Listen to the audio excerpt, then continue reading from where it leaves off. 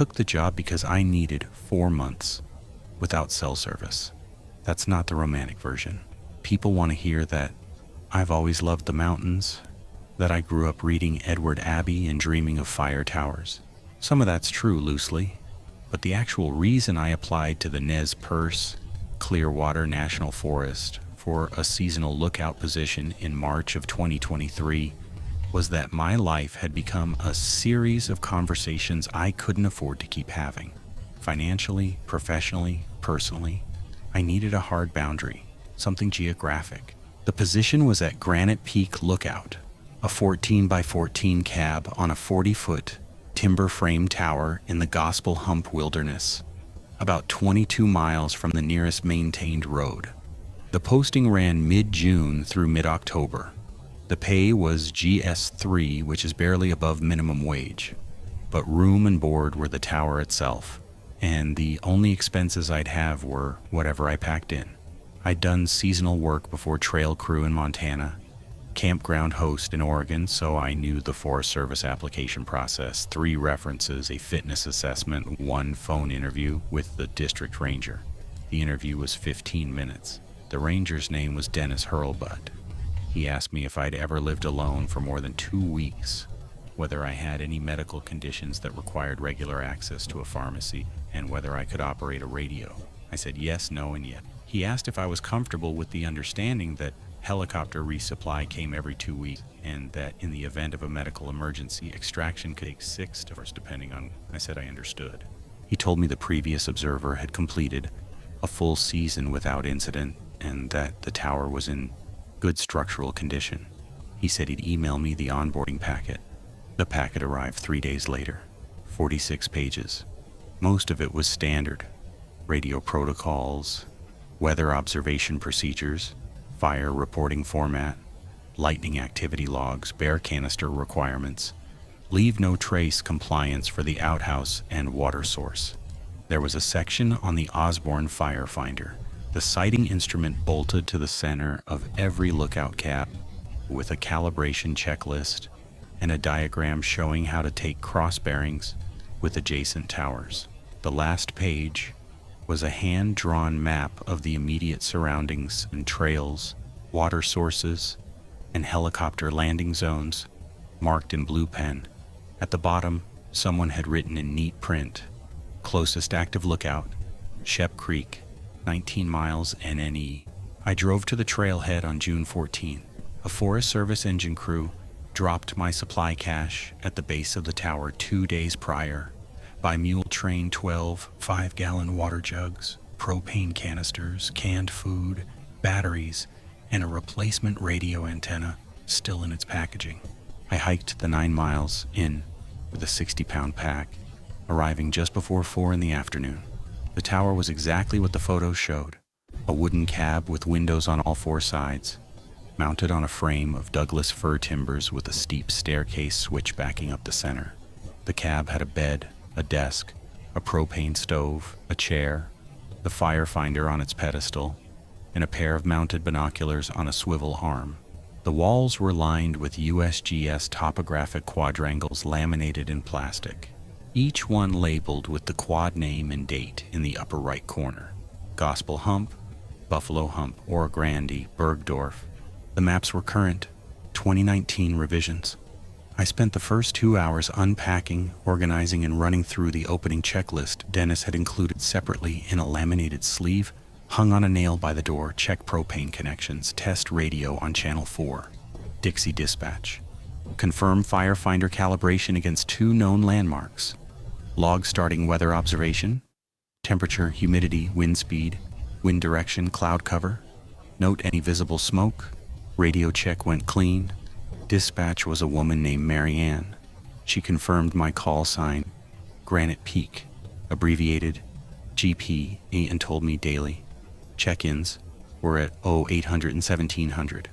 Weather observations logged every 2 hours from 1000 to 1800 during active fire season. Lightning reports immediate. "You've done this before?" she asked. "Trail crew, not lookout?" "It's simpler than trail crew. You just have to actually look." I calibrated the firefinder using Shep Creek Tower to To the north-northeast, I could see its white cab catching afternoon sun on a far ridge, and a radio repeater installation on Black Butte to the south-southwest, both aligned within half a degree of their charted bearings. The instrument was solid. By 6 that evening, I had everything stowed, the checklist complete and dinner heating on the stove. I stood on the catwalk and watched the light change. The view was 360 degrees of unbroken forest, ridge after ridge folding into blue distance. The nearest sign of human presence was Shep Creek, a white speck visible only in direct sunlight. Everything else was timber, rock, and drainage. No roads, no clear cuts, no structures. I felt for the first time in months like I could breathe without planning what to say next. The first 2 nights were uneventful. I learned the rhythms when the shadows filled the drainages, when the ridgelines lost definition, when the stars came up thick enough to read by. I kept the interior light low after dark, just the small LED lamp clipped to the desk, so my night vision stayed functional.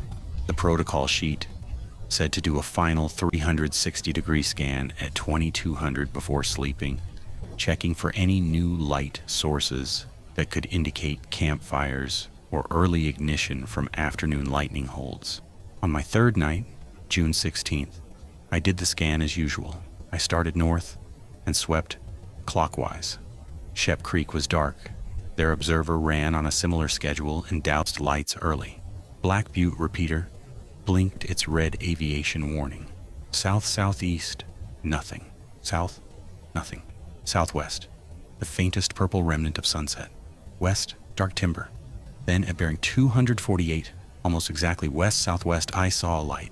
It was faint, steady, slightly warm in color, like incandescent rather than LED. It sat at what appeared to be an elevated position, well above the valley floor, consistent with a ridge line or high point.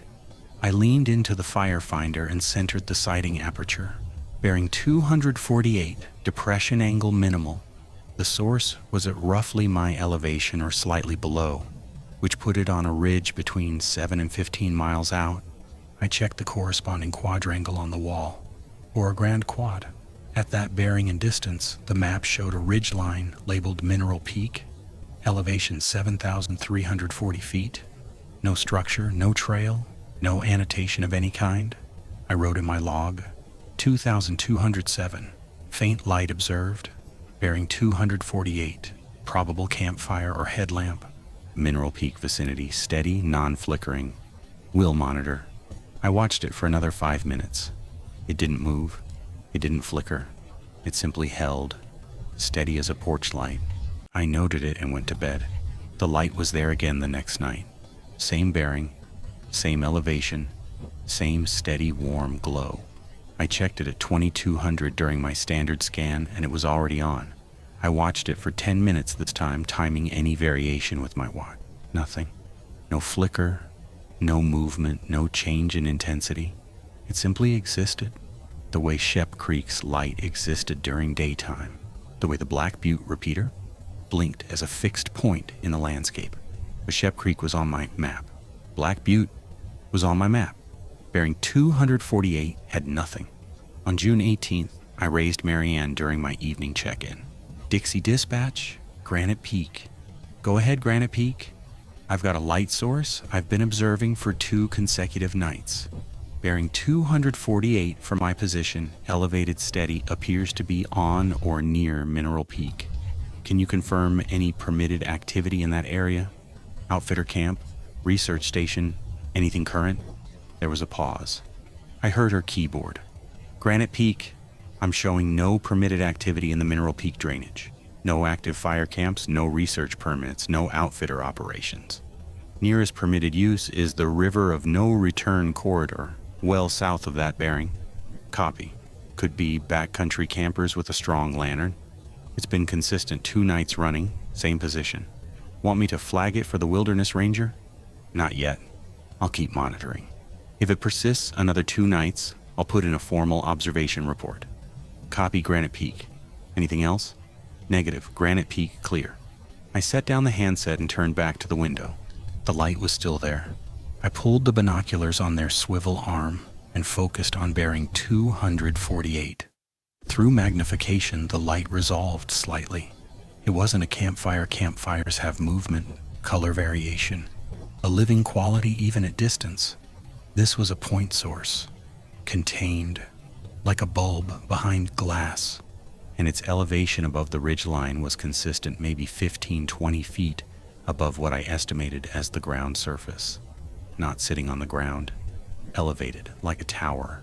I lowered the binoculars and sat with that thought for a moment. Then I dismissed it. There was no tower at bearing 248. I had the quad maps on the wall. I had the district's active lookout list in my onboarding packet. 4 towers total in the district: Granite Peak, Shep Creek, Cold Meadows, and Dixie Butte. Their bearings and distances from my position were printed on a reference card taped to the firefinder pedestal. None of them were anywhere near 248 degrees. Probably a backcountry camp with a gas lantern hung from a tree branch. Maybe a hunter's wall tent with a propane light. People went deep into the gospel hump. It wasn't impossible. I logged it. 2:03 on. Light persists, bearing 248, third consecutive night. Correction second. Elevated point source, steady warm color temperature. No flicker. Monitoring continues. I caught the error before I closed the logbook.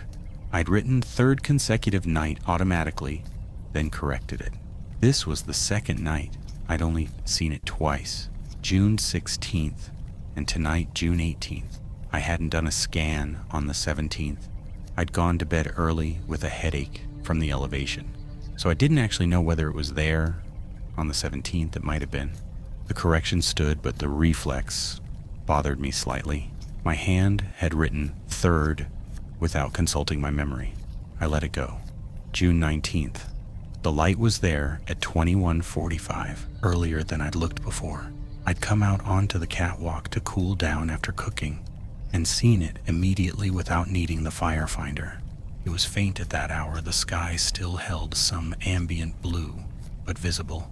A warm point, alone on a dark ridge, where nothing should be producing light. I watched it transition from barely visible to clearly defined as full dark settled in. It didn't turn on at a specific moment. It emerged as the contrast increased, the way stars do, as if it had been burning the entire time, and only darkness revealed it. I took a bearing with the firefinder at full dark, 248, exactly the same. Not 247, not 249. The same half-degree mark I'd noted on the first night. That consistency is what shifted something in me. A campfire, a lantern, a headlamp, these move.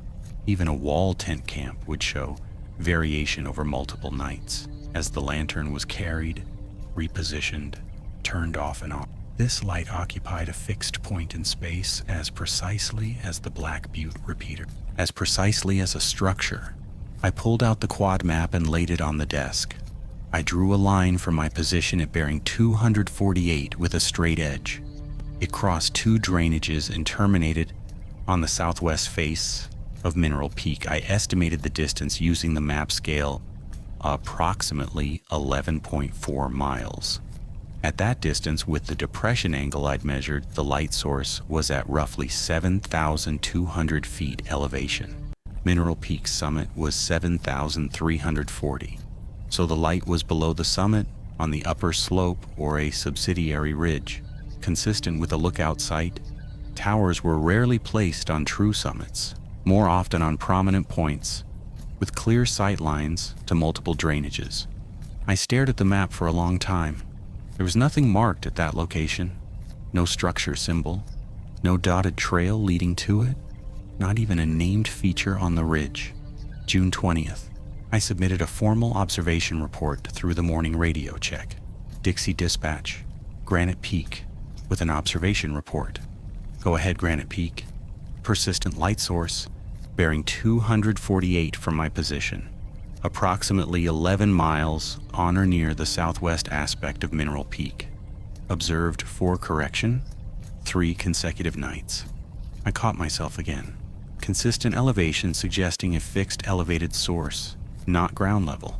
No variation in position or intensity across observations. Requesting historical information on any structures, current or decommissioned, at that location. Marianne's voice came back after a delay. Granite Peak, I copy your report. I'll forward to the district office. For my records, are you reporting this as a possible wildfire ignition? Negative. Light is white to warm white, not orange. No smoke observed during daylight hours at that bearing. Reporting as an unidentified fixed light source. Understood. I'll pass it along. Expect a response within 48 hours if the district has information. Copy. Granite Peak, clear. I spent that afternoon doing what I should have been doing all along instead of puzzling over a distant light actual fire observation. June was early season, but dry lightning was possible, and the forest was curing fast after a low snow winter. I ran my regular scans every 30 minutes, logged weather at the prescribed intervals, and noted cumulus development to the south that might produce afternoon cells. Standard work. Attentive, repetitive, necessary. But at 1400 during a routine sweep, I paused at bearing 248 and glassed the ridge line in full daylight. Nothing. I could see the ridge, clearly dark timber, transitioning to rocky subalpine slope near the crest. A few exposed granite faces catching sun. No structure, no tower, no clearing that would indicate a helipad or former building site. Just unbroken wilderness. I adjusted the binoculars carefully, scanning slowly along the ridge at the elevation where the light appeared. Trees, rock, shadow. At one point, I thought I detected a faint linear interruption in the canopy, something slightly too straight, but at 11 miles, through midday, heat shimmer, I couldn't be certain. It could have been a dead snag, a rock fin, a shadow edge. I logged it. 1407. Daylight observation, bearing 248. No visible structure or clearing. Possible linear feature in canopy, inconclusive. Will attempt photography at dawn for better contrast. The next morning I set up my camera, Nikon D3500 I'd brought for personal use, on a small tripod on the catwalk rail. I fitted the 200mm telephoto and aimed it at bearing 248 during the brief window after sunrise when the light was angled to illuminate west-facing slopes. I took 14 frames at various exposures. That evening I reviewed them on the camera's rear screen. The ridge was there, clearly resolved. The timber, the rock, the same landscape I'd seen through binoculars. No structure, no tower, no anomaly of any kind. I formatted one of the clearer images and compared it directly to what I saw that night when the light appeared. Same ridge, same bearing. In the photograph, dark, featureless wilderness. Through my eyes, a light, steady and warm, exactly where the photograph showed nothing. I turned the camera on. Live view. Pointed it at the bearing. On the screen, darkness. Through the viewfinder, darkness. I lowered the camera and looked with my bare eyes. The light was there. I raised the camera and shot 5 long exposures, 8 seconds, 13 seconds, 20 seconds. The kind of exposure that would capture starlight, satellite tracks, even dim aircraft strobes. I checked the frames immediately. Stars, faint ridgeline silhouette. The suggestion of ambient sky glow from beyond the horizon. No light at bearing 248. I set the camera down on the desk and stood at the window for a long time, looking at the light that my equipment insisted did not exist. It burned steadily, indifferent to my confusion. Warm, patient, fixed. For the first time, I felt something other than curiosity. I felt the faint, cold edge of a question I didn't want to ask. I logged it anyway. 2218. Light observed visually, bearing 248. Attempted photographic capture, multiple exposures. No light source recorded in any frame. Camera confirmed functional on other targets. Discrepancy between visual observation and photographic record noted. No explanation at this time. I read the entry back. It sounded clinical, controlled, like a man who still believed there was a rational answer waiting somewhere in the system. I wasn't sure I was that man anymore, but I wrote like him because I didn't know what else to do. The district's response came on June 22nd during my morning check-in. Granite Peak, Dixie Dispatch, I have a reply from the district office regarding your observation report. Go ahead, dispatch. District confirms no active or decommissioned structures at the location you described. Mineral Peak has no history of lookout tower placement. The area is classified as unroaded wilderness with no permitted installations. District recommends continued monitoring and suggests the light source may be consistent with illegal campfire activity or unauthorized equipment. They're noting it for the Wilderness Rangers' next patrol, which is scheduled for mid-July. Copy? Did they check historical records? I'm specifically asking about former lookout sites, anything pre-wilderness designation. A pause, longer than usual. Granite Peak, the district response says, and I'm reading directly, no tower has been constructed or operated at Mineral Peak at any time in the Nez Perce or Clearwater Forest history. They reference the 1934 tower inventory and the 1962 Consolidated Lookout Registry.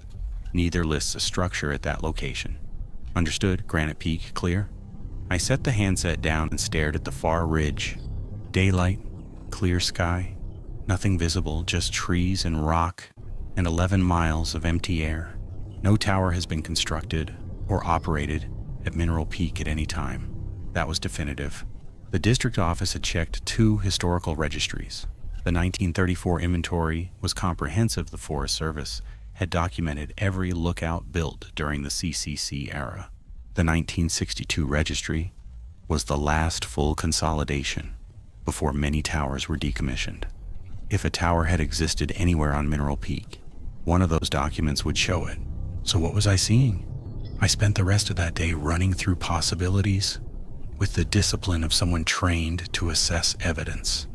Atmospheric refraction.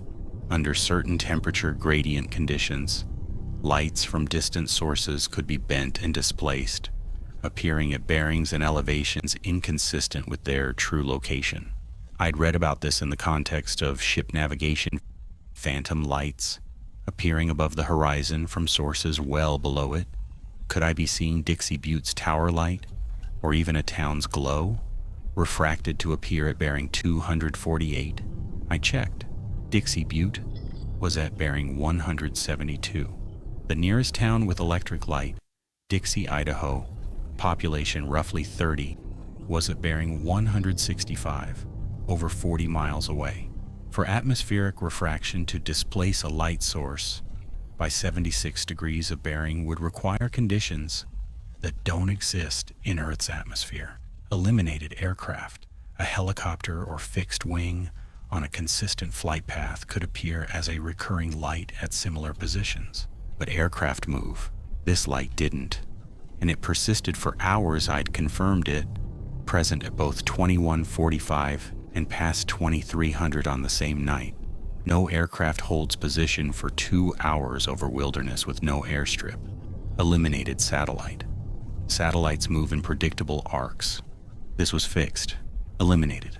Mineral deposit.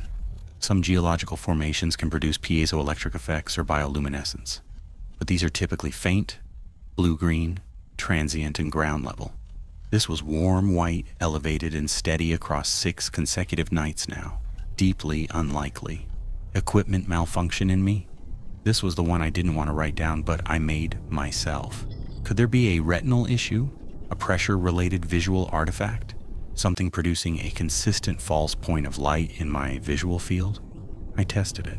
I closed my left eye and looked at bearing 248, light present. Closed my right eye, light present.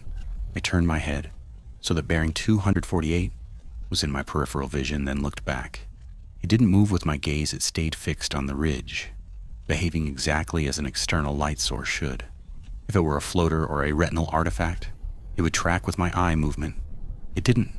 External, real, present, not photographable. I wrote all of this in my log.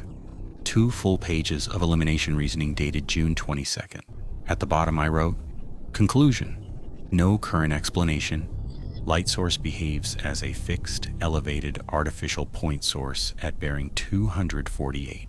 confirmed visually across 6 nights, not captured by camera, not registered in any district record or historical inventory. Continuing observation. Then I added one more line, almost as an afterthought. Requesting any available information on personnel history at Mineral Peak trail crews, fire camps, seasonal work of any type, any human activity on record.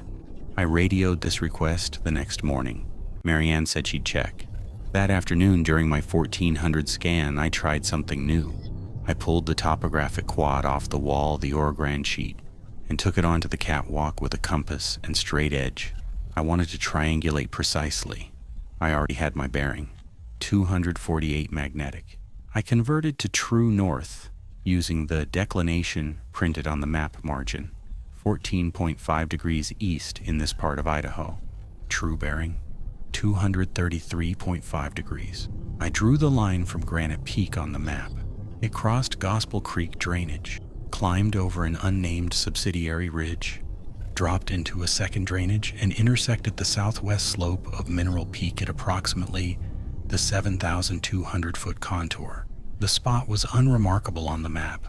Contour lines indicated a moderate slope with a subtle bench, a small flat area, maybe 50 yards across, where the contours spread apart slightly before tightening again above. A bench like that, at that elevation with exposure to multiple drainages, it was exactly where you'd put a lookout tower, flat enough for a foundation, high enough for sight lines, protected from the worst ridgetop wind by being slightly below the crest. But nothing was marked there. Not a structure, not a trail, not even a spot elevation. I measured the distance, 11.2 miles by map, consistent with my earlier estimate.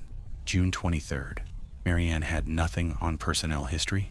Granite Peak District says no records of any work crews or fire camps on Mineral Peak. It's in the Gospel Hump Wilderness, designated 1978. Prior to that, the area was de facto wilderness, no development. The ranger says you're welcome to hike in on your day off if you want to check it out, but it's rough country. No trail past Gospel Creek? How far is Gospel Creek from the peak?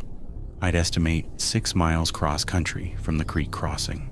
Steep drainage. The ranger says it's a full day minimum, probably an overnight. Copy, I'll consider it. Granite Peak clear. 22 miles round trip from my tower to that ridge and back. No trail for more than half of it. Alone, in wilderness, off radio, for potentially 24 hours.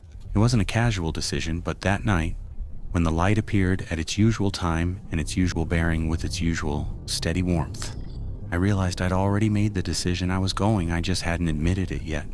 I spent June 24th preparing. I checked my pack, organized a day-and-a-half food supply, confirmed my GPS waypoints, and filed a travel plan with Marianne's standard protocol for any lookout leaving their tower for more than 6 hours. I told her I was doing a familiarization hike toward Gospel Creek, which was true as far as it went. I didn't mention Mineral Peak. I didn't mention the light. I'd already reported it formally. If I found something, I'd report that too. What I didn't tell Marianne, what I barely admitted to myself, was that I was looking forward to it in a way that felt slightly wrong. Not the way you look forward to solving a problem, more like the way you look forward to seeing someone, a recognition in advance, a sense that what was it bearing 248 was, in some way I couldn't articulate, expecting me. I noted this feeling in my log without commentary, just the observation. Anticipatory response noted. Unusual for field verification task, flagging for self-monitoring. I left at first light on June 25th. The hike to Gospel Creek took 3 hours. Good trail, well-maintained, dropping 1,500 feet through Douglas fir and cedar into the drainage bottom. I crossed the creek on a log jam at the Market Ford, refilled my water, and checked my GPS. The bearing from this position to my target point on Mineral Peak was roughly 210 degrees true. 6 miles, no trail. I started up the far slope.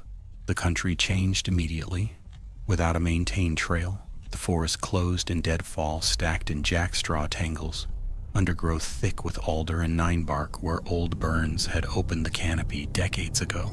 I climbed steadily, navigating by GPS waypoint and compass, adjusting my route around cliff bands and impenetrable brush. By noon, I'd covered perhaps 3 miles of horizontal distance and gained 2,000 feet of elevation. I stopped on a rocky outcrop to eat and rest. From this vantage, I could look back northeast and see my own tower, a tiny white square on a distant ridge, catching midday sun. It looked impossibly small, impossibly far. I'd walked for 6 hours to cover what my eyes crossed in a moment every night. I turned and looked upslope toward Mineral Peak. Another 3 miles, another 1,200 feet of gain. The slope above me transitioned from heavy timber to more open subalpine forest, whitebark pine, scattered subalpine fir. I could see the ridge crest intermittently through the canopy. Somewhere up there, at the 7,200-foot contour, was the bench I'd identified on the map. I reached it at 14:30. The bench was real, a roughly level area, perhaps 60 yards long and 30 wide, on the southwest face of the ridge just below the crest. The trees here were old, large whitebark pines, with thick, twisted trunks, but spaced widely, as if something had once cleared the area, and the forest had only partially reclaimed it. I walked to the bench slowly, scanning the ground. At the northern end, I found it. Concrete. 4 pads, arranged in a square, each roughly 18 inches across. They were sunk into the ground and overgrown with lichen and moss, nearly invisible unless you were looking directly at them. The spacing was approximately 10 feet on each side. I knelt and brushed debris off the nearest one. The surface was hand-mixed. I could see aggregate pebbles and the slightly rough texture of non-commercial concrete. Old, very old. I measured the square by pacing it, 10 feet by 10 feet, exactly the footprint of a standard 14 by 14 lookout cab on a timber frame tower. The pads would have held the 4 main support posts. I stood in the center of the square and looked out. The sight lines were extraordinary. I could see 3 major drainages fanning out below me. Gospel Creek to the north, a tributary of the South Fork to the west, and a long timbered valley running south. Exactly the kind of coverage a fire lookout was designed to provide. This was a tower site.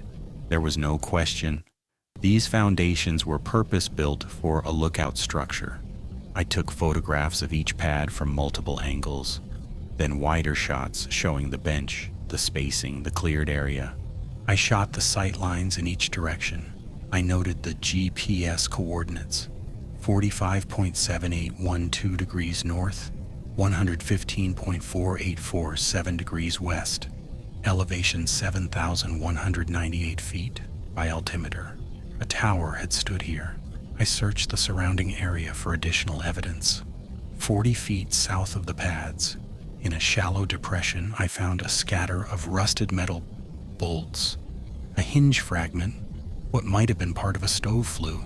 Further out, at the edge of the bench where the slope steepened, I found a single ceramic insulator of the type used for telephone or radio wire, cracked in half but unmistakable. These were standard components of a mid-century lookout installation. I documented everything: photographs, GPS marks, descriptions in my notebook. The evidence was unambiguous. A fire lookout tower had been constructed and operated on this bench, probably during the 1930s or 1940s, based on the construction style and artifact type. It had been removed or destroyed at some point, leaving only foundations and scattered hardware. But the district said no tower had ever existed here. The 1934 inventory didn't list it. The 1962 registry didn't list it. No records whatsoever. I sat on one of the concrete pads and ate the rest of my lunch. The afternoon was quiet. Wind in the whitebark pines, a Clark's nutcracker calling somewhere above me. The kind of silence that isn't empty but full of distance, full of time. I tried to construct scenarios. An unauthorized structure built by a private party on Forest Service land, possible in the pre-war era, but unlikely to have gone entirely unrecorded. A tower built by the state rather than federal agency with records held elsewhere. Idaho didn't operate its own lookout network in this area. A military installation? No reason, no record, and the construction was clearly civilian Forest Service standard. Or in this thought came slowly, like a shape, emerging from fog, a tower that was recorded, but whose records were removed. Deliberately, I didn't like that thought. It implied intentionality, a decision made by someone, at some point, to erase this structure from official documentation. That was a different kind of mystery than a simple records gap. I looked at my watch. 15:30.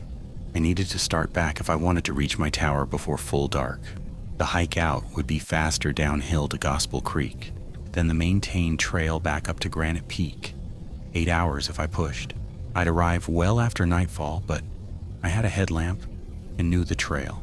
I stood up from the concrete pad and took one more slow look around the bench.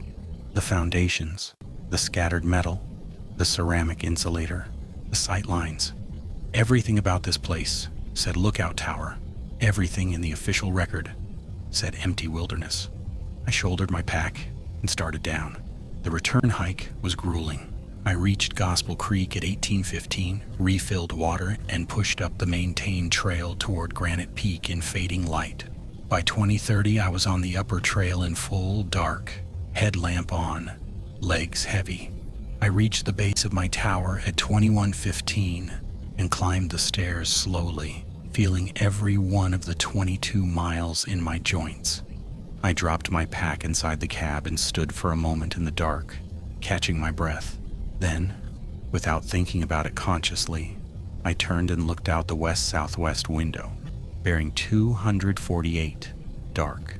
The ridge was there. I could see its silhouette against the faint sky, but no light. For the first time in 8 consecutive nights, the light was absent. I felt something drop in my stomach, not relief, something else. Something closer to disappointment, followed immediately by a pulse of unease at the fact that disappointment was what I felt. I did a full 360-degree scan. Shep Creek dark, Black Butte blinking, all other bearings empty. Bearing 248 empty. I logged it. 2127, returned from field verification hike to Mineral Peak.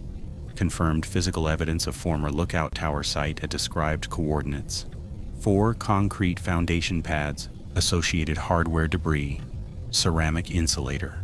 Site consistent with 1930s to 1940s CCC era construction. No corresponding record exists in district files. Light at bearing 248, not observed tonight. First absence in 8 consecutive nights of observation. I underlined that last part. Then I added, note tonight is the first night I was physically present at the site during the observation period. Correlation noted. I stared at that sentence for a long time before closing the logbook. I wasn't sure what I meant by it, only that it seemed important to record. I went to bed exhausted and slept without dreaming. The next night, June 26th, the light was back, brighter, distinctly, unmistakably brighter than any previous night. Not blinding, not dramatic, but where before it had been a faint, warm point, requiring attention to locate. Now it asserted itself. I saw it without looking for it.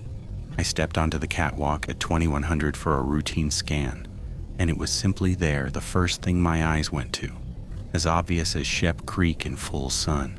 I took a bearing. 248. Exactly. I watched it for 30 minutes, steady, fixed, warm, but stronger, as if something had been fed. I sat down at my desk and opened the logbook. I wrote the observation, time, bearing, intensity comparison. Then I sat with my pen above the page for a long time, wanting to write something else. A feeling, an interpretation, something about the correlation between my visit and the light's behavior, absent when I was there, stronger when I returned. I didn't write it. I didn't have words that wouldn't sound insane. Instead, I wrote, requesting access to regional archives. Specifically, any records of lookout construction or operation in the Gospel Hump area pre-1934 that may not appear in the consolidated inventory. I would radio it in the morning. I would keep this procedural. I would stay inside the system of observation and documentation, because that system was the only thing I had that still made sense.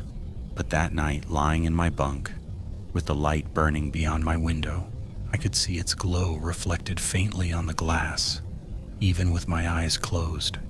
I understood something had changed. I was no longer investigating an anomaly. I was in a relationship with one, and I could not tell if the attention I was paying was observation or participation. I radioed the archive request on June 27th. Marianne said she'd forward it to the regional office in Missoula, but cautioned that historical records requests typically took weeks. "You're really hung up on this, huh?" she said, not unkind, just noticing. "I found foundations out there, Marianne. Concrete pads, hardware. It's a tower site. Somebody built it and somebody took it off the maps. And the light, still there. Brighter last night." A pause. "You want me to note that in the daily log?" "Yes, ongoing observation, bearing 248. Intensity increasing. Copy Granite Peak. I'll flag the archive request as priority, but don't hold your breath." I didn't hold my breath. I continued my work weather observations, fire scans, lightning logs when afternoon cells built on the 28th, and dropped 3 bolts within my viewshed. I reported the strikes with bearing and estimated distance, watched for smoke holds through the evening, confirmed no ignition by next morning's scan. Standard professional, the job I was hired to do. But every night at 2200, I was at the window, and every night the light was there. June 29th, it was brighter again, not by much, not dramatically, but I'd been observing it long enough now to have a baseline, and the trend was real. I began noting intensity on a rough, subjective scale in my log, 1 through 5, with my first observation on June 16th set as a 1. The night after my hike had been a 3. Tonight was a 3.5. I also noticed something I hadn't before. The light's color temperature seemed to shift very slightly over the course of the night. Early around 2100, 2130, it was warmer, amber almost. By midnight, it had cooled to a more neutral white. By 0200, on the one night I forced myself to stay up and watch, it had taken on the faintest blue-white quality before I finally lost it to pre-dawn sky glow. The progression was familiar.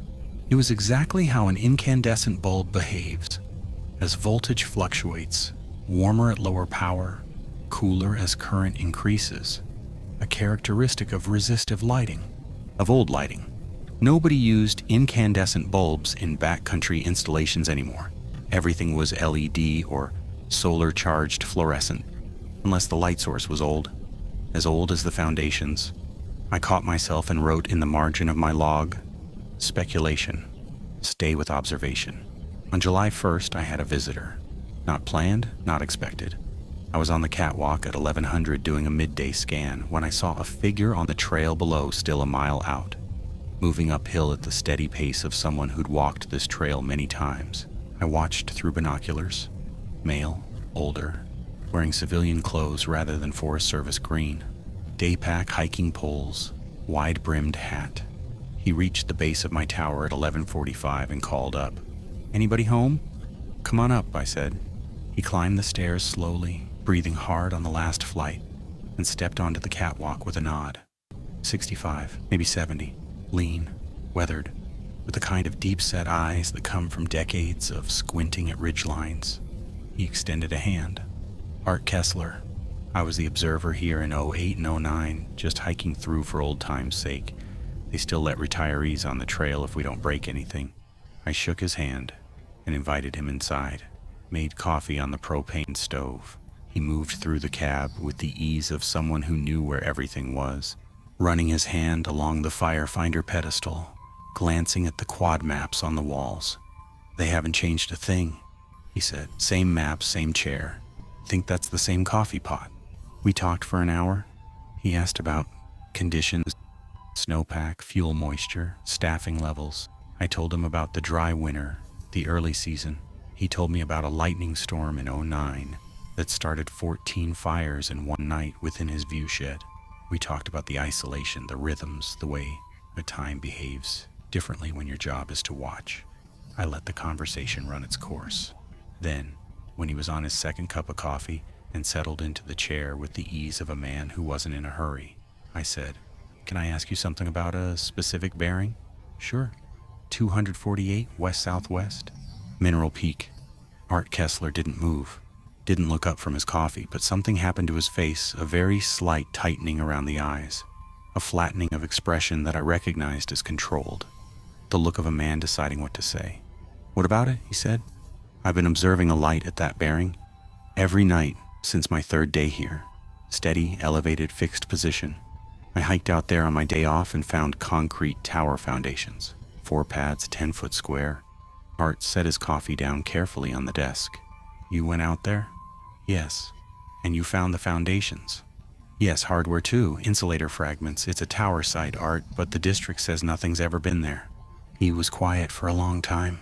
He looked out the west-southwest window, not at anything in particular, since it was midday and there was nothing to see at bearing 248 but forest and ridge. But his eyes went there the way your eyes go to a door you're checking is locked. "I saw it too," he said finally. "Both seasons. I reported it my first year. Got the same answer you got: no tower, no record, no nothing. I dropped it." "You dropped it?" "I dropped the reporting. I didn't drop the watching." He picked up his coffee again but didn't drink. "First year it was faint, like a candle a long way off. I figured it for campers. Second year it was brighter, steady, obviously not a campfire. I started looking forward to it, which is when I got..." He stopped. "Got what?" "Concerned." He set the coffee down again. "I put in for a different tower my third year. They gave me Cold Meadows instead. Couldn't see it from Cold Meadows." He said this with a specific kind of relief. Old, tested, confirmed. I waited. He seemed to be weighing something. "How bright is it now?" he asked. "For you?" "It's getting brighter. Noticeably, every few days, a little more." "How long have you been watching it?" 15 nights. Art nodded slowly as if this confirmed something. "When I left after my second season, it was bright enough that I could see it reflected in the glass when I was facing the other direction. I didn't like that. It felt..." He searched for the word. "Attentive." "Attentive? Like it knew I was watching? Like it was responding to the watching?" He looked at me directly for the first time since I'd raised the subject. "How long have you been seeing it each night?" "Hours. From about 2100 to whenever I stopped looking. I stayed up until 0200 once." "Did it stay on the whole time?" "Yes." "It stayed on as long as you watched?" The way he said it wasn't a question. It was a confirmation of something he already knew. I felt the skin on my forearms tighten. "Art, what is it?" He stood up, set his coffee mug by the stove, adjusted his hat. "I don't know, that's the honest answer. I don't know what it is. I know it's real, you're not imagining it, and your camera won't catch it because I tried that too, same result. I know it's where those foundations are, and I know it gets brighter the longer you give it your attention." He moved toward the door, then stopped. "I'm going to ask you something, and I want you to think about it honestly. Okay? The night you were out there, at the site, the night you were standing on those foundations, was the light on?" "No," I said. "That was the only night it was off." Art Kessler looked at me. His expression held something I couldn't read. Pity, maybe, or recognition. "Think about why that might be," he said. "Think about where the light is and where you were, and what a lookout tower does." He shook my hand. He went down the stairs. I watched him walk the trail south until the trees swallowed him, and I didn't see him again. I stood on the catwalk for a long time after he left. The afternoon was hot and still. Bearing 248 was invisible, just wilderness, just a ridge, just trees baking in July sun. But his question sat in me like a stone, dropped in still water. "The night you were there, the light was off. A lookout tower's function is to be occupied, to have someone inside watching. The light is the sign that someone is present, doing the job, observing. On the night of June 25th, I was at the site, standing on the foundations, present at bearing 248, and the light was off, because I was the one who was supposed to be inside it. I didn't write that in my log. I walked back into the cab and sat at the desk and looked at the firefinder and the quad maps and the radio and all the instruments of my profession, the tools of watching, of locating, of fixing points in space and naming what you see. And that night, when the light came on at 2100 as it always did, steady and warm and brighter than the night before, I looked at it and felt for the first time not curiosity, not unease, not even fear. I felt recognized. I stopped radioing about the light after Art's visit, not because I'd given up, because there was nothing left to report through official channels that would produce useful information. The district said no tower existed. The archives request was pending somewhere in Missoula. Marianne logged my observations dutifully, but I could hear the careful neutrality in her voice, the tone of someone documenting a colleague's statements without endorsing them. I didn't blame her. If someone radioed me every morning to report a light that didn't photograph, I'd sound the same way. So I stopped reporting and started working the problem differently. July 3rd, I pulled every quad map off the wall and laid them on the floor of the cab, edges aligned, creating a composite view of the surrounding 100 square miles. I marked my tower with a red dot. I marked the Mineral Peak site with a blue dot. I drew the bearing line between them, 248 degrees true. Then I measured the reciprocal, 068 degrees. If someone were standing at Mineral Peak looking back at me, they would see Granite Peak at bearing 068. I looked at that number for a long time. Then I checked the reference card taped to the Firefinder pedestal, the one listing all active lookouts and their bearings from my position. Shep Creek, 024. Cold Meadows, 087. Dixie Butte, 172. 068 wasn't on the card. It was between Shep Creek and Cold Meadows, a bearing that pointed at nothing, or rather, a bearing that pointed at Granite Peak from a position that officially didn't exist. Two towers facing each other, each at the other's bearing, each positioned to see the other. That's how the lookout system was designed. Triangulation. You see a smoke, you take a bearing. The adjacent tower sees the same smoke, takes their own bearing. Where the lines cross on the map, that's your fire. It requires at least 2 observation points to fix a location. One tower alone can only give a direction, never a position. Mineral Peak and Granite Peak were a pair, or they had been, before one of them was erased from the record. I sat with this on the floor of the cab, surrounded by maps, and felt the shape of the thing I was looking at shift. This wasn't an anomaly. It was an absence, a missing half of a designed system, and I was sitting in the remaining half. July 5th. I'd been watching the light for 19 consecutive nights, minus the one night I was at the site. The intensity was now what I'd rate a 4 on my subjective scale. It was the brightest single point in my nighttime view shed, brighter than Black Butte's aviation strobe, which was designed to be visible from 20 miles. I could see it through the glass even when I was facing away from it, reflected as a distinct point on the inside of the north-facing window. Art's word came back to me. Attentive. I began an experiment. On July 5th, I deliberately did not look at bearing 248 during my evening scan. I did my 360-degree check starting north and sweeping clockwise as usual. But when I reached the west-southwest quadrant, I skipped it, moved my eyes from 230 directly to 270, passing over 248 without stopping. I held this discipline for the entire night. Did not look, did not check. Went to bed with the window shuttered on that side. I'd fashioned a piece of cardboard over the glass, telling myself it was to block a draft. July 6th. I removed the cardboard at dawn and did my morning scan. Daylight bearing 248. Nothing as always. That evening I allowed myself to look. The light was there, but, and I checked this carefully, compared it to my memory of July 4th, it was slightly dimmer. Perhaps back to a 3.5, a fraction less assertive. One night of not watching, and it had diminished. I repeated the experiment. July 6th through 8th. I did not look at bearing 248 after dark. 3 consecutive nights, shuttered window, deliberate avoidance. On July 9th I looked. The light was a 2.5, noticeably fainter, back to approximately where it had been during my first week of observations. I felt a complex emotion I couldn't name. Validation my hypothesis was correct. The light responded to observation. Relief, I could diminish it. And underneath both of those, something shameful and magnetic. I missed it. 3 nights of not looking, and I'd felt its absence like a missing frequency, a gap in the soundscape of my evenings. I'd lain in bed those nights, aware of the shuttered window, the way you're aware of a closed door when you know someone is standing on the other side.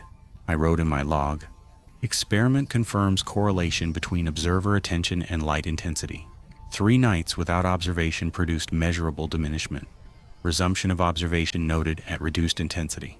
Hypothesis: the light source responds to sustained visual attention from this position." Then below it, personal note, avoidance period, produced subjective discomfort disproportionate to stimulus. Noting for self-monitoring. July 10th. I made a decision. I would watch the light for exactly 30 minutes each night, no more, no less, and document any intensity changes. Controlled observation, measured attention. I would not let it grow unchecked, and I would not cut it off entirely. I would maintain the relationship, and I use that word deliberately now in my own mind on my terms. This worked for 4 nights. On July 14th, I was mid-scan at 22:15 when I noticed something that made me set down my coffee and grip the firefinder with both hands. The light was flickering, not the random flicker of a flame, not the electrical stutter of a failing connection, a pattern: short, long, short, short. Pause, long, short, long, long. Pause, short, long, short, hour, short. I grabbed my notebook and transcribed, my hand moving fast. Short, long, short, short. Long, short, long, long, short, long, short, short. Morse code. I'd learned it during my trail crew years. We'd used it as a backup communication method when radios failed in deep canyons. I was rusty, but the alphabet was still there. Short, long, short, short, L, long, short, long, long, Y. Short, long, short, short, L. I stared at my notebook. L-Y-L. That wasn't a word. I waited. The pattern repeated. L-Y-L. L-Y-L. 3 letters cycling. Then it changed. Long, short, long, short. Long, long, short. Short, short, short, long. C-G-V, C-G-V. L-Y-L-C-G-V. Still meaningless as language. I watched for another 10 minutes, transcribing everything. The patterns shifted every few minutes, but I couldn't assemble them into words or standard abbreviations. Then, at 22:31, the flickering stopped. Steady light resumed. And one final sequence came, slower than the others, as if being spoken clearly for someone who might miss it. Long, short, long, short. Short, long, short, short. Short, long. Short, short, short. Short, short, short. I wrote it out letter by letter. C-L-A-S-S. Then, long, long, long, long, long. Pause. Long, long, long, long, short. Numbers 50, 50. Then long, short, long, long. Short, long, short, short. Short, short, long, short. YLF. Class. 50 YLF. The light returned to steady and did not flicker again that night. I sat at my desk until after midnight turning those characters over. Class 50 YLF meant nothing to me as a phrase, but something about the format nagged at me, the word class, followed by a number. It felt like a filing designation, an index code, the kind of alphanumeric string you'd find on a Forest Service document header. I pulled my onboarding packet from the desk drawer and flipped through it. Every official document had a header with a classification code. Timber management was class 24. Fire management was class 51. Land status and title records were class 53. Class 50 was I found it in the reference table stapled to the back of the packet. Improvements, construction, and maintenance. The category covering buildings, structures, towers. Class 50. The filing designation for construction records. YLF, not a word, an abbreviation. I ran through possibilities. Year, location, file number. Then it hit me with the flat certainty of something I should have seen immediately. YLF. Reversed fly. No, that wasn't it. YLF. The call letters of a facility? In Forest Service convention, facilities were sometimes designated by 3-letter codes derived from their name or location. Yellow, lemon, Finn, Nothing Fit, Mineral Peak. Then Yale Flat, Young Lake. Yellow Jacket? I stopped. Yellow Jacket. There was a Yellow Jacket Creek on the Ora Grande Quad. It ran along the base of Mineral Peak's southwest slope. I pulled the map and checked. The creek's headwaters were directly below the bench where I'd found the foundations. YLF, Yellow Jacket Lookout Facility, Class 50 YLF, the construction record for a tower built above Yellow Jacket Creek, a record that should exist in the regional archives in Missoula under that filing code. The light had given me a catalog number. I sat back in my chair. The light burned steadily at bearing 248, reflected in the dark glass of the north window, patient, warm, waiting for whatever I would do next. I didn't sleep that night, not from fear, from the vibrating tension of a question that now had a specific, verifiable answer waiting somewhere in a filing cabinet in Missoula, Montana. Either Class 50 YLF existed in those archives, in which case the tower was real, was documented, and had been deliberately removed from active records, or it didn't, and I was receiving structured information from a light source that shouldn't exist about documents that were never created. I wasn't sure which possibility frightened me more. At 0800, I made my morning check-in. Dixie Dispatch, Granite Peak. Go ahead, Granite Peak. Marianne, I need to amend my archives request. I have a specific filing code, Class 50 designation Yankee Lima Foxtrot, construction and maintenance records. Can you pass that to Missoula? That's specific. Where'd you get a filing code? I paused. Process of elimination. The site I found is above Yellow Jacket Creek. YLF would be the standard facility code. Okay, I'll pass it on. Anything else? Negative. Granite Peak, clear. The lie came easily. Too easily. I told myself it wasn't really a lie. YLF could plausibly be derived from the creek name through standard naming convention. It was a reasonable inference.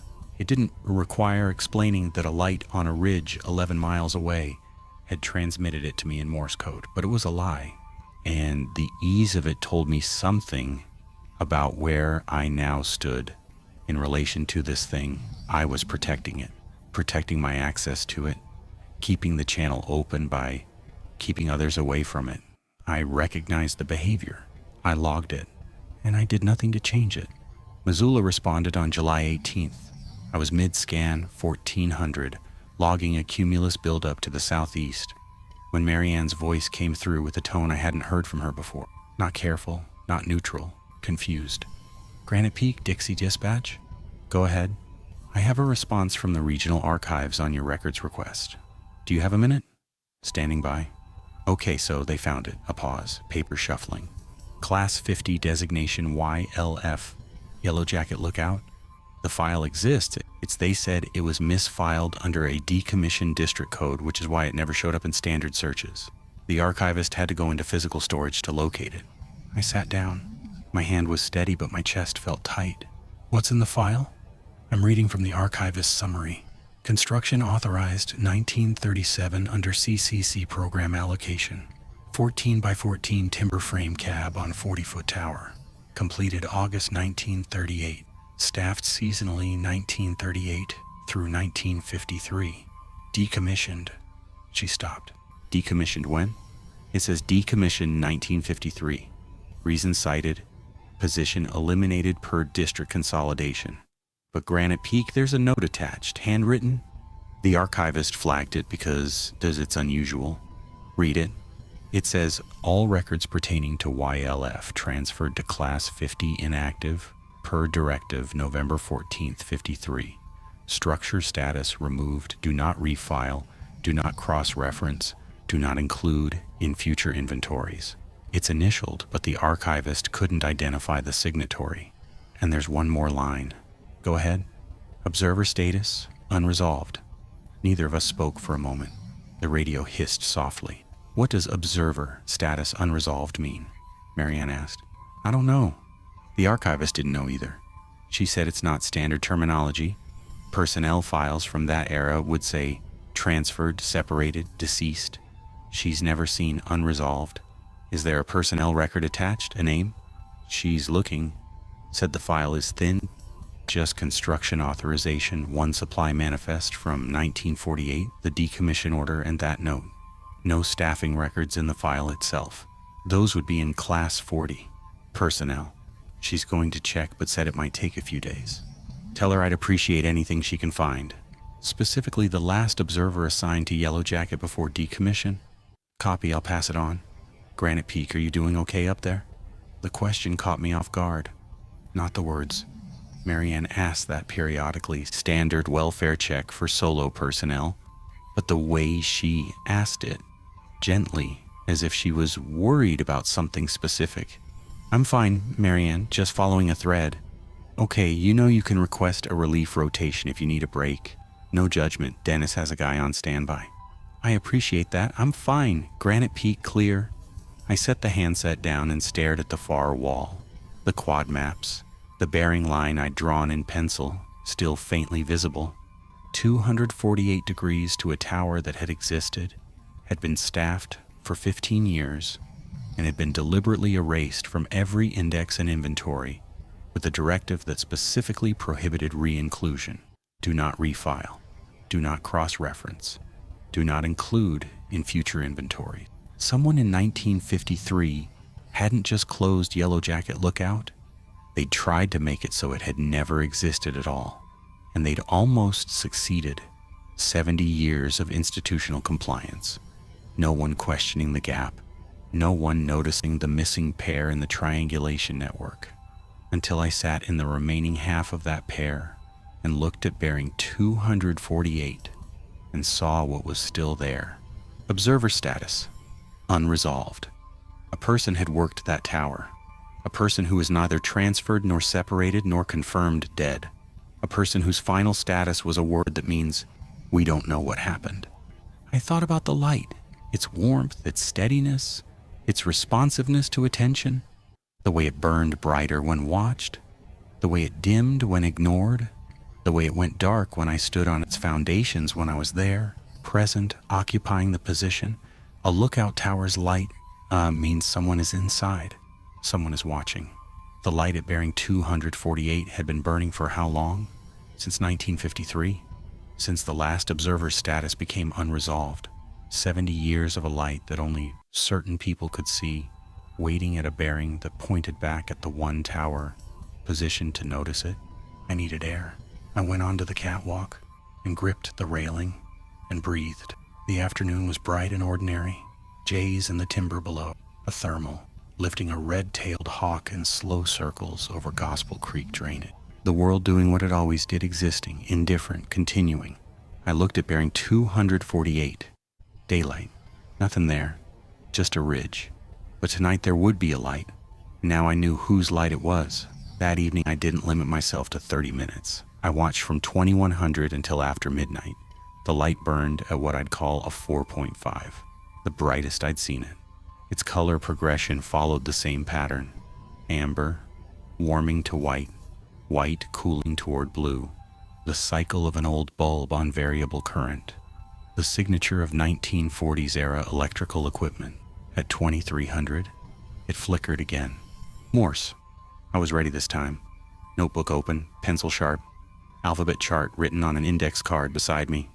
The first sequence came slowly, deliberately, with clean spacing between characters. Short, short, short, short, short. Short, long, short, short. Short, long, short, short. Long, long, long. H-E-L-L-O. My pencil stopped moving. I sat perfectly still in my chair looking at the word I'd just written. The light at bearing 248 burned steady for 10 seconds, then resumed. Short, short, short, short, short, short, short.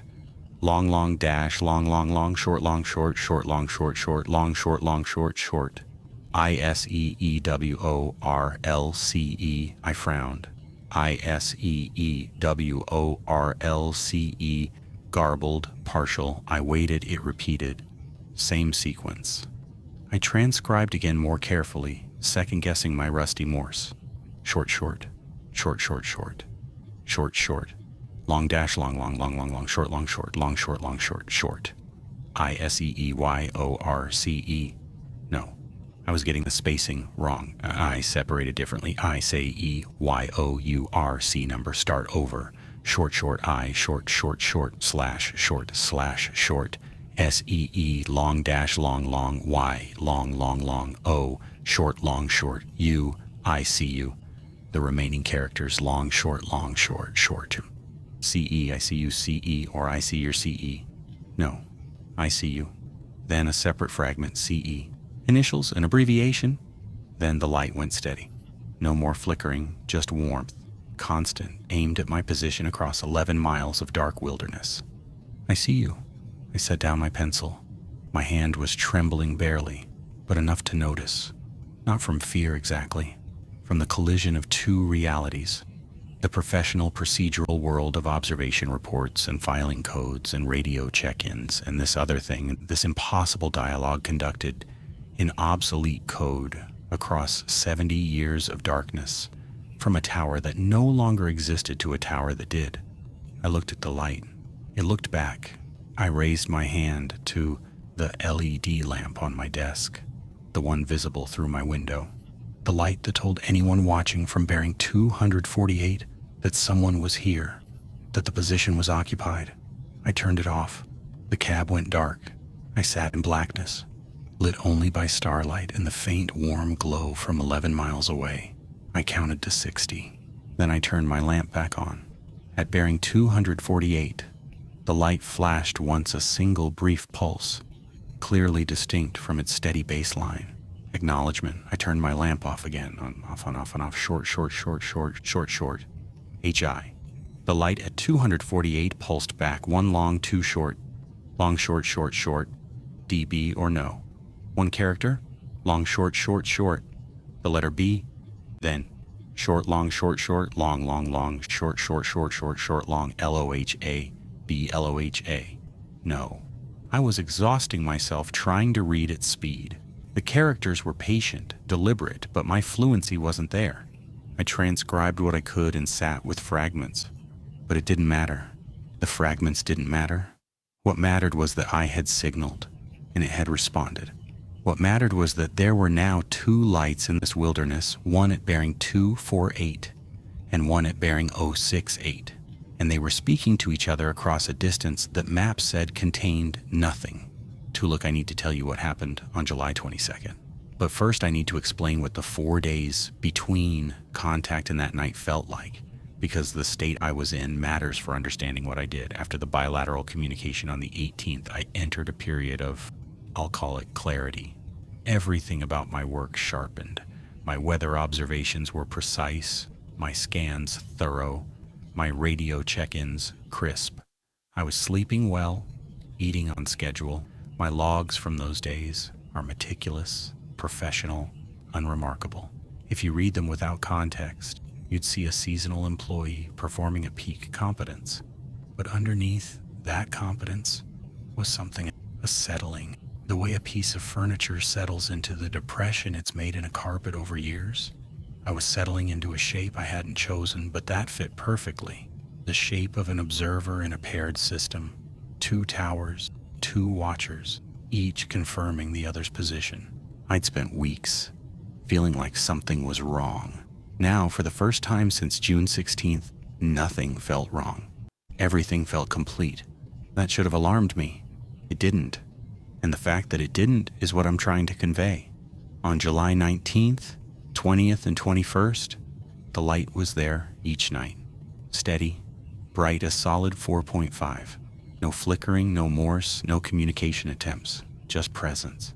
And each night, I sat at my desk with my lamp on and did my work and felt the parallel awareness of being watched from 248, the way you feel, sunlight on the back of your neck, warm, constant, known.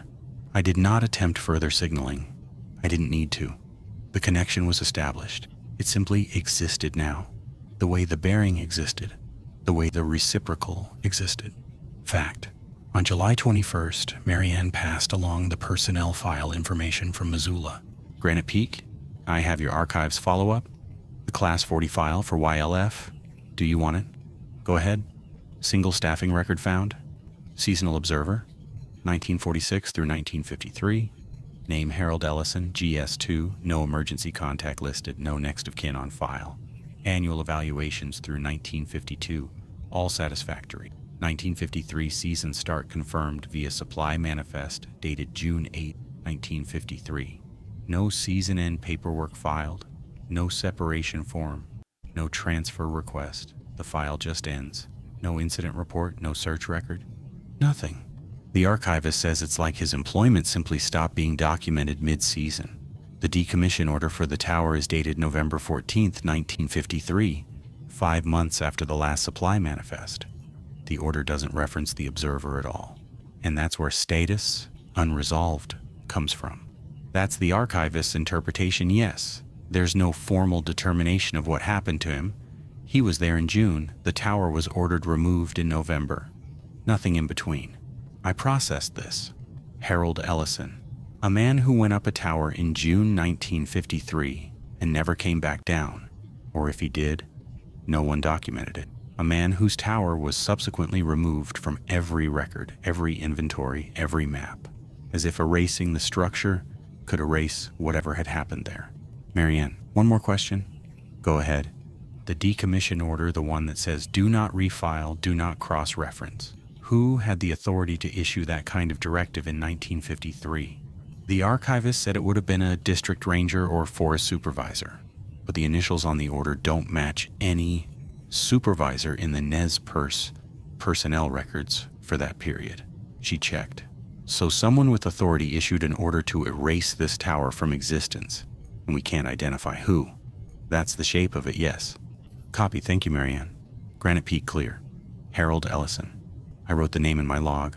A man who had sat in a 14 by 14 cab on a 40-foot tower at bearing 248, watching, whose job was identical to mine, whose view included at bearing 068 the white cab of Granite Peak.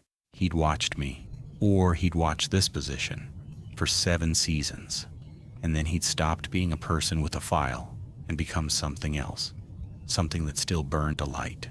July 22nd. I did my evening scan at 2200 as usual. The light was there, bearing 248. Steady, bright. I settled into my chair for my 30-minute observation window. I'd maintained that discipline, at least, and opened my notebook. At 2214, the light began to flicker. Morse. I transcribed. Long, short, long, short. Long, long, long, long, dash, short.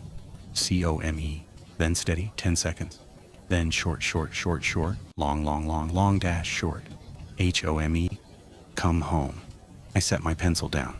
I looked at the word home and felt it resonate in my chest with a frequency that wasn't intellectual. It wasn't a command, it was an invitation. The way someone standing in a lit doorway calls to someone standing in the dark, come home. Come where the light is. Come where you're seen. And I wanted to go. I need to be clear about this. I am a rational person, and I have a degree in natural resources. I've worked for the Forest Service for 6 years across multiple positions. I understand that a flickering light 11 miles away, transmitting the words, come home, is not a rational reason to walk into wilderness at night. I understood it then, but the pull was physical, not metaphorical physical.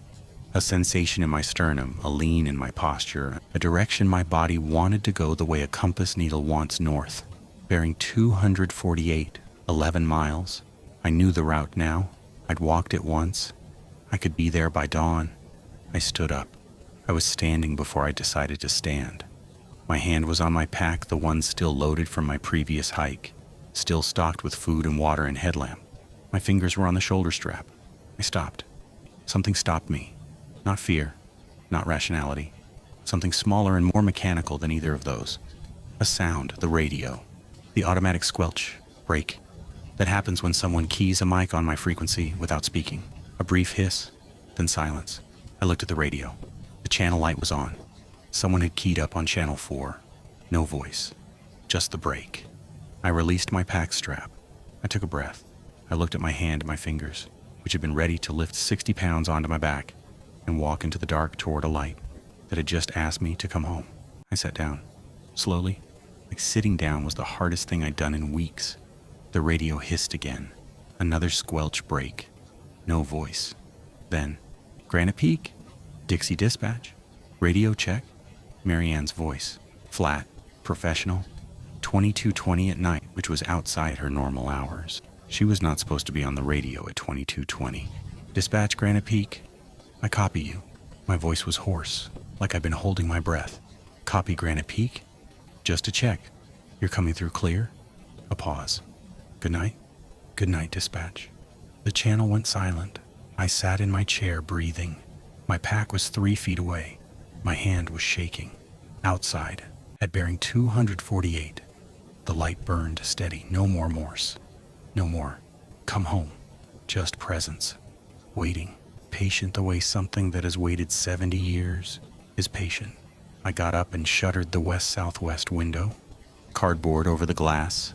Tape on the edges. I didn't look at the bearing again. I sat at my desk in the dimmed cab and wrote in my log with a hand that took 30 minutes to steady. 2214. Morse transmission received from bearing 248. Message. Come home. Physical compulsion response noted. Stood. Reached for pack.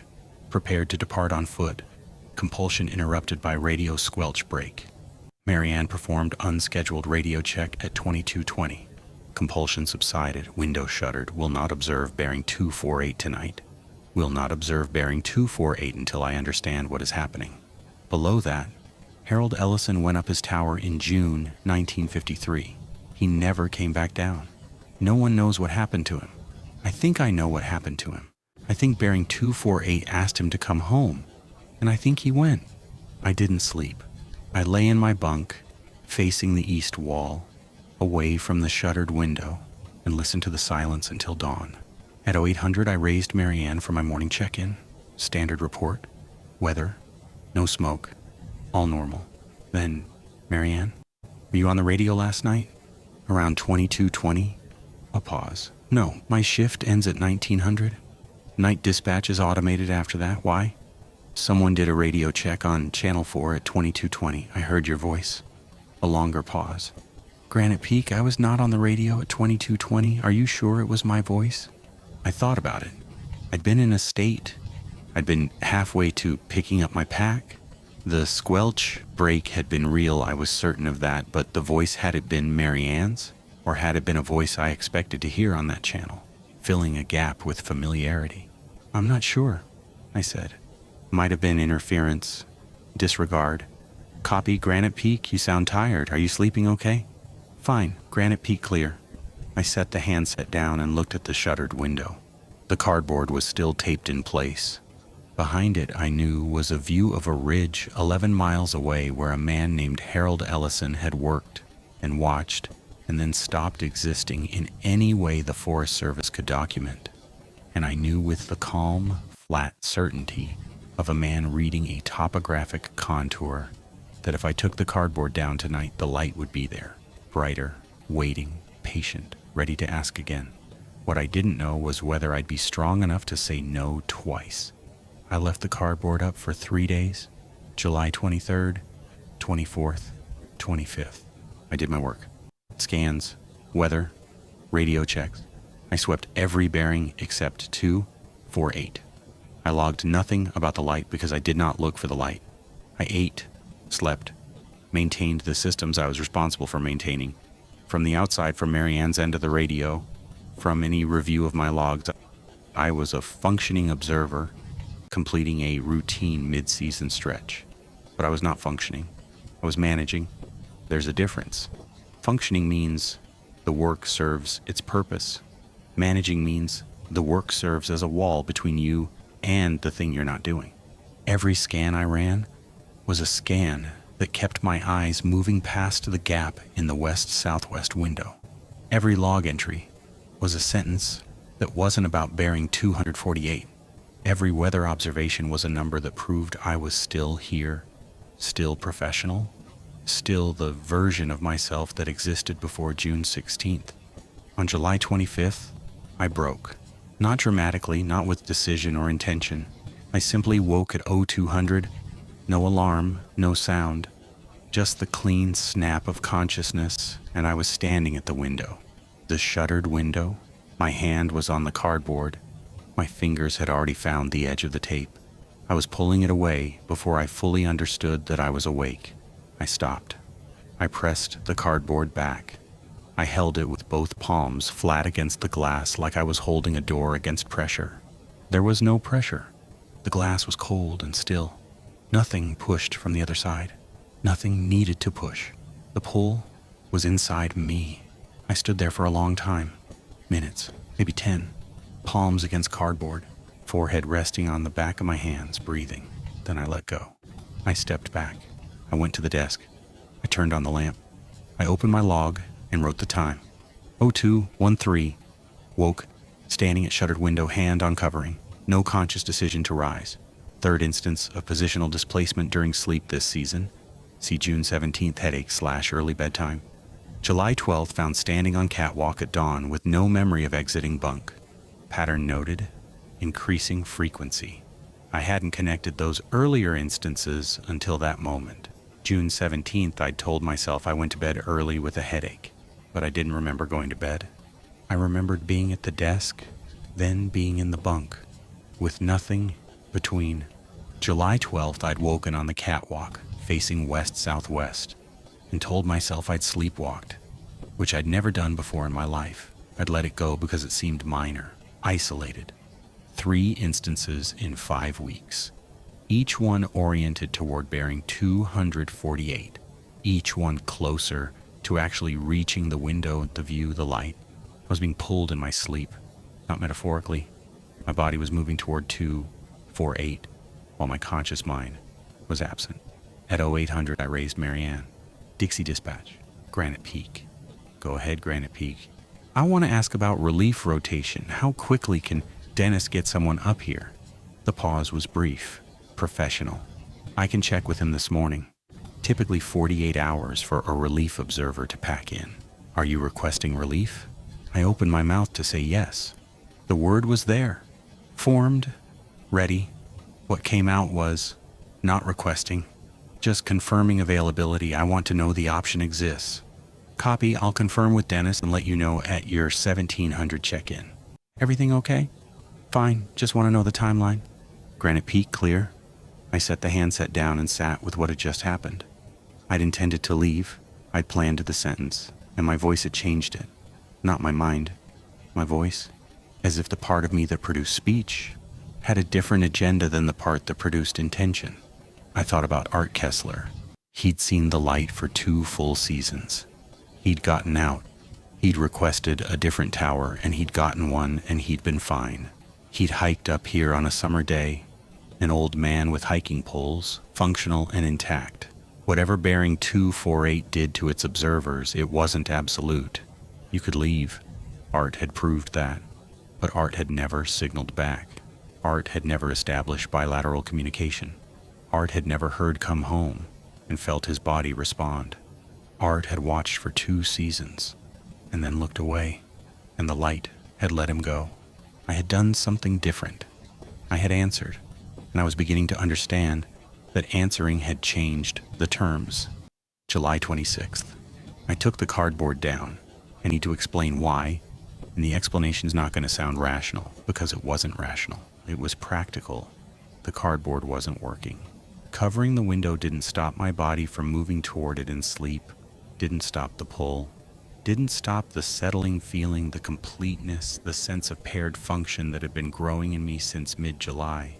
The cardboard was a symbol of resistance, not actual resistance. And I was exhausting myself maintaining a symbol while the substance beneath it continued unchanged. So I took it down, and I looked at bearing 248. It was evening, 2030, still light enough that the ridgeline was visible. And I saw the tower. Not the light. The tower, in daylight. For the first time, it was faint. Not solid, more like a heat shimmer with structure. A vertical line on the ridge where the bench was. A slightly darker interruption in the sky above the tree line.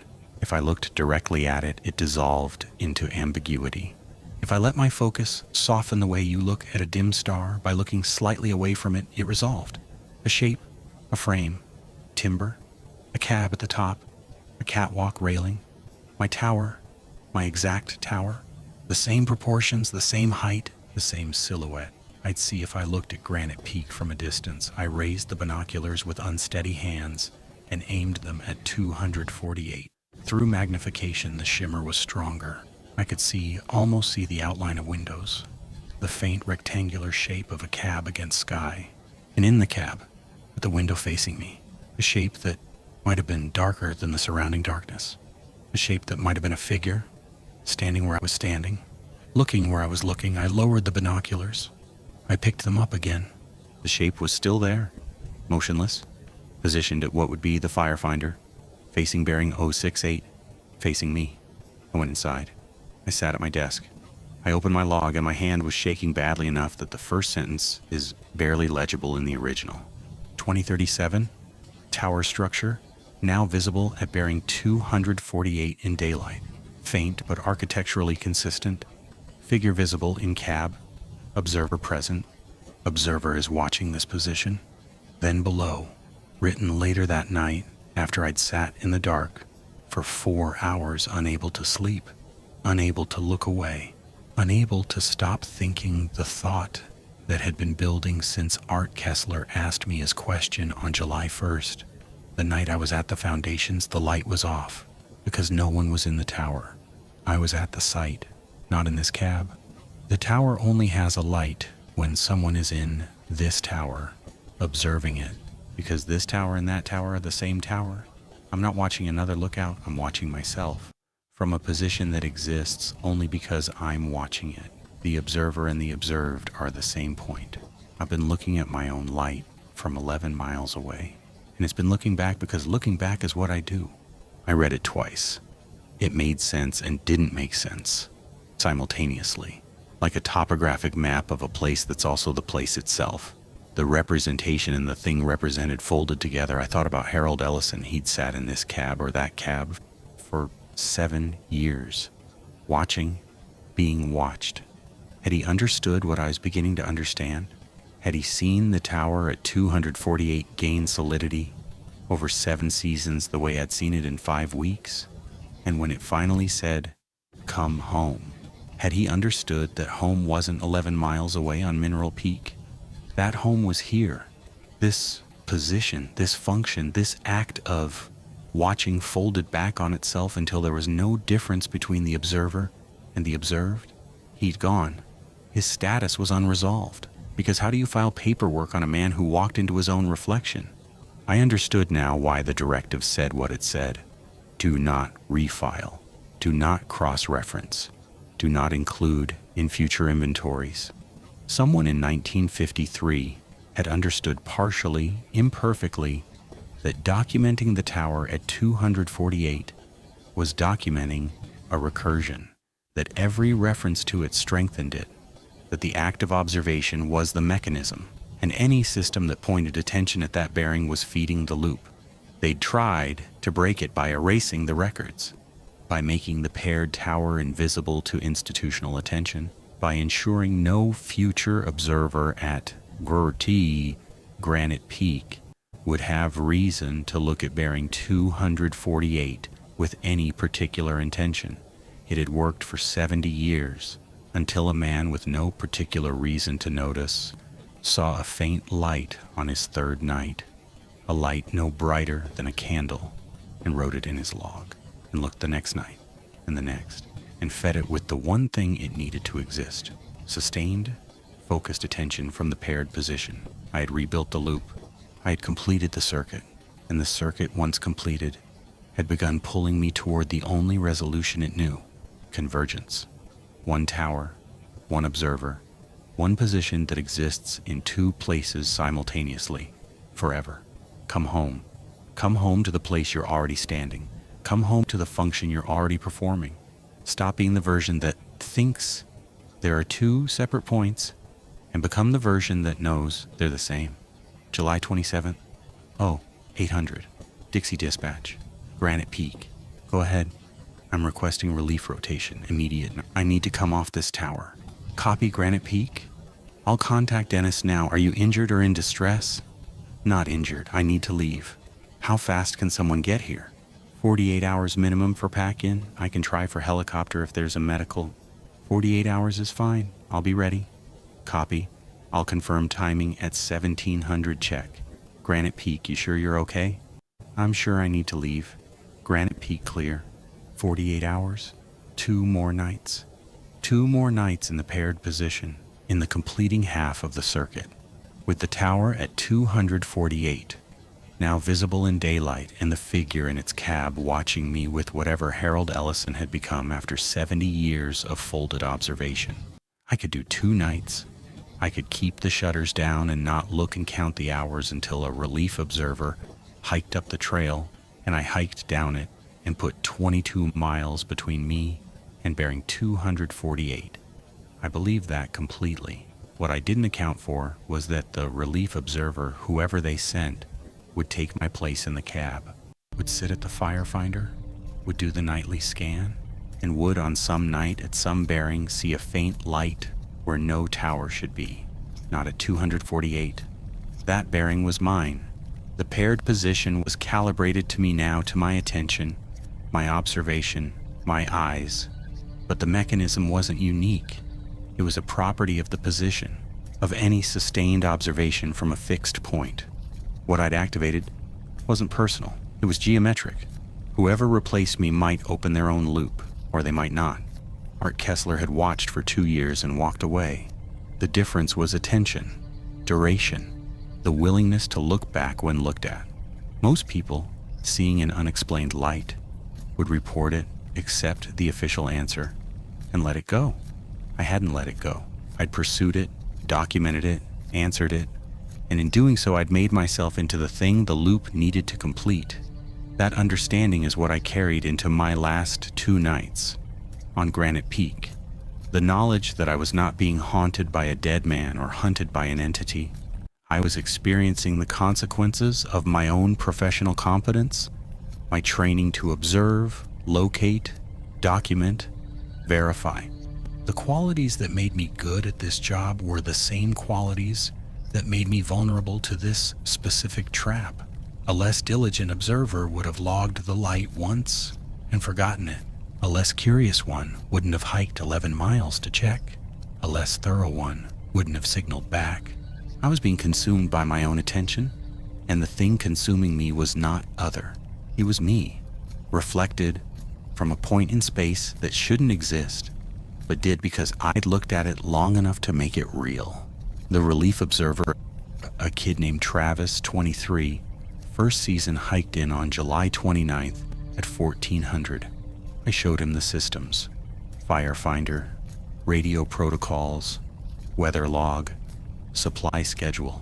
I walked him through every procedure in the onboarding packet with the thoroughness of someone who desperately needed everything to be normal and transferable and ordinary. I did not mention bearing 248. I did not mention the light. I'd removed my personal logs from the tower, every page, every observation, every transcript of Morse code. I took them with me. The official log I left behind contained only standard entries. Weather, scans, no smoke, all normal. Before I left, I stood on the catwalk one final time. Afternoon, clear. I looked at every bearing. North, Shep Creek. South, Black Butte. East, West Ridgelines, Timber Wilderness. I did not look at 248. I picked up my pack and went down the stairs and walked the trail south without looking back. 9 miles to the trailhead, 3 hours. I did not stop. I did not turn around. I drove to Boise that night. That was 8 months ago. I'm going to tell you what's happened since, and then I'm going to stop because I don't know what comes after, and I need someone else to know this in case I stop being able to tell it. The first 3 months were fine, normal. I got an apartment. I picked up winter work with a ski area maintenance crew. I went to bars with coworkers. I slept in a bed with walls on all sides and no windows facing west-southwest. I didn't think about bearing 248. I didn't think about Harold Ellison. The loop was broken. I was out. Month 4. I was driving home from a night shift at the ski area. 200. Dark highway, straight and empty. And I saw in my rearview mirror a faint light, warm, steady, elevated above the terrain behind me. I adjusted the mirror. The light was there, small, distant, on what appeared to be a ridge miles back along the road I'd just driven. I pulled over. I got out.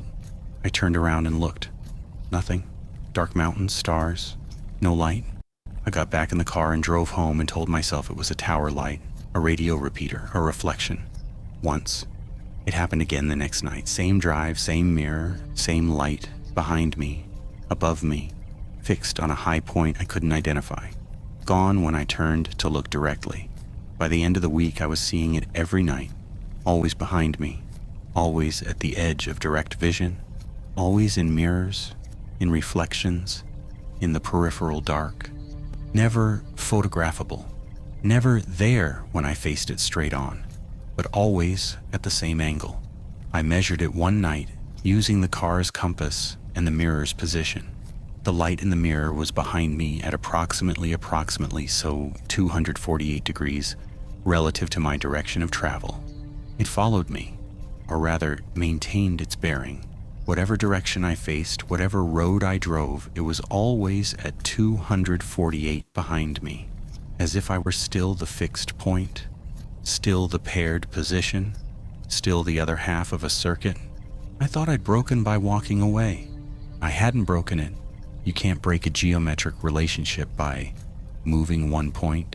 You just change where the second point appears. The bearing holds, the pairing holds. The observation continues. I am being watched from a position that exists only because I exist, from an angle that follows me because it's defined by me. I am the fixed point, and 248 is the permanent offset. And Harold Ellison, or what Harold Ellison became, is still there, still in the cab, still at the firefinder, still taking his bearing on me. I don't see the light every night, only when I'm near reflective surfaces after dark, only when there's a mirror or a window positioned to show me what's behind me at the correct angle, only when and this is the part that's getting worse, only when I'm paying attention. And I'm always paying attention now. That's the trap. That's what the loop does. It trains you to watch. It makes watching feel like breathing automatic, necessary, impossible to stop. And every time I notice the light in a window, in the dark glass of my phone screen, held at the right angle, every time I notice it, it's slightly brighter than the last time. I've tried not looking. I've tried covering mirrors. I've tried sleeping in rooms without reflective surfaces. But I dream about the view from the catwalk. And in the dreams, I'm looking at 248, and the tower is there, solid now, real, complete. And the figure in the cab is facing me, and it's holding a light, and the light is warm, and it feels like home. Like I haven't told anyone. Who would I tell? What would I say? There's a light behind me that only I can see, that doesn't photograph, that maintains a fixed bearing regardless of my orientation, and it's getting brighter because I can't stop noticing it. I would sound like a man losing his mind. Maybe I am. But the foundations were real. The concrete was real. The archives confirmed the tower. Harold Ellison's file is real. Art Kessler is real, and he saw it too, and he got out because he never answered it.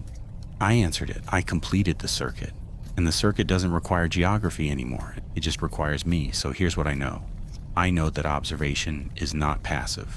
I know that looking at something long enough makes it real in a way that doesn't reverse.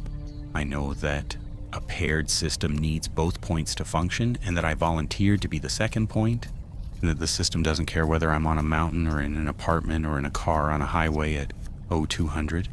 It only needs my attention, which it has, which it will always have, because you cannot choose to stop noticing something. You can only choose not to look. And choosing not to look is still a form of attention. The light is getting brighter. Every night, in every reflective surface, positioned at the correct angle, it's there, waiting, patient. The way something that has already won is patient. Last night, I woke up standing in my bathroom, facing the mirror. The mirror was dark, the lights were off, but in the glass behind my own reflection, there was a faint, warm glow, distant, elevated, fixed at a bearing my body knows without a compass. And my reflection, I swear, my reflection was not standing the way I was standing. It was leaning forward, toward the glass, toward the light behind it. One hand raised as if reaching, I stumbled back, turned on the lights. The mirror showed me, normal, upright, hand at my side, but my palm was warm, as if I'd been pressing it against something. Come home. I'm writing this down because I think there's going to be a night soon when I don't stumble back, when I don't turn on the lights, when I lean forward too and my hand finds whatever's on the other side of the glass and the bearing collapses to 0 and the 2 points become 1. I'm writing this down because someone should know what happened to Harold Ellison, what's going to happen to me, and what it means if you're in a tower somewhere, any tower, any fixed observation point, and you see a light where nothing should be. Don't log it, don't look twice, don't wonder. The wondering is the door, and the door only opens from the inside.